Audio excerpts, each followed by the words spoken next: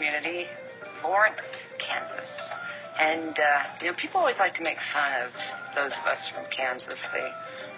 Ooh, do you have running water and electricity? And I have to tell you, being from the Midwest, what a great place to have your roots. And those are definitely my roots. Yeah, hindsight's a great thing. And I've been doing a lot of that. For me lately, my introduction has been, hi, I'm Erin Brockovich, not Julia Roberts. I mean, that's been the hardest thing for me. But, oh my gosh, as that little girl, I definitely had hopes and dreams of someday being a doctor. And I was actually discouraged from that because I'm a dyslexic.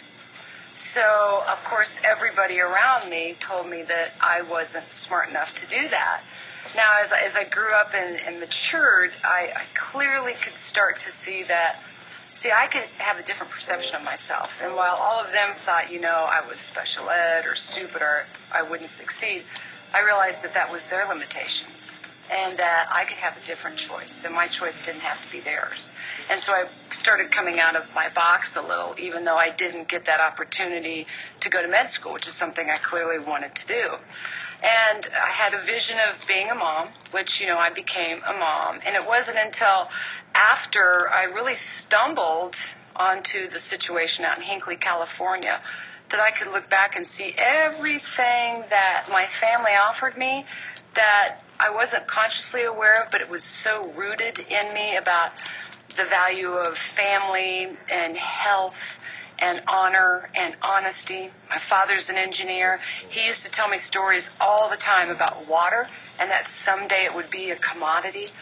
And being a mother myself, here I stood in this community and everything that was part of my being and what I learned and what I knew and what I'd hoped was all staring me in the face. Well, I've been so in tune to my gut for so many reasons, just simply because I was voted in high school the girl least likely to succeed.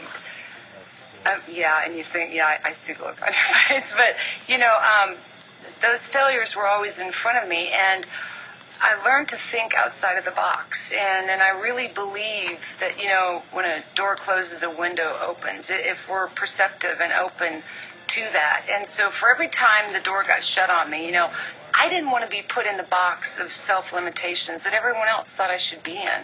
So I had to learn that even though I was different, it didn't mean I was inferior.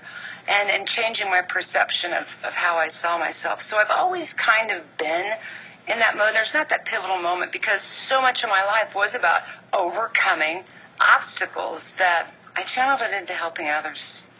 For me, there's no pity party.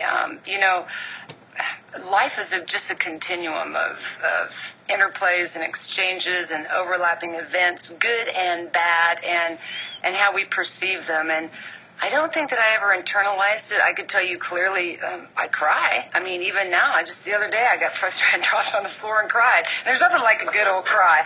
But I allow myself that, and I channeled it into helping others. I wasn't that aware of it at the time, but there was this something inside that was driving me. Sometimes I'd ask myself, what am I doing? I mean, I would come home at the middle of the night, I'm thinking, I never see my children.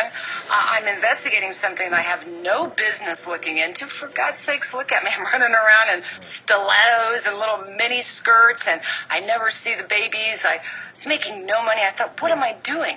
But there was something so deep that... This is like us.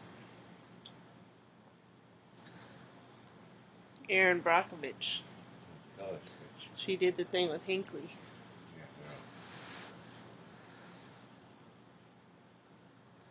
Well, that's cool. She's a hero. My God. Was a myth. Provide some compensation for these people's suffering and hopefully make some difference and some impact about corporate America not being able to deceive us, and that we could begin to clean up this site was just awesome for us. And then here came this movie. Awesome.